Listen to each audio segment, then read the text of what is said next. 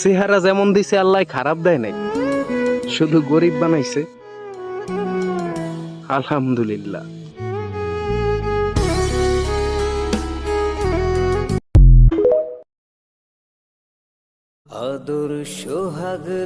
প্রতিদিন কত মানুষ মইরা যায়,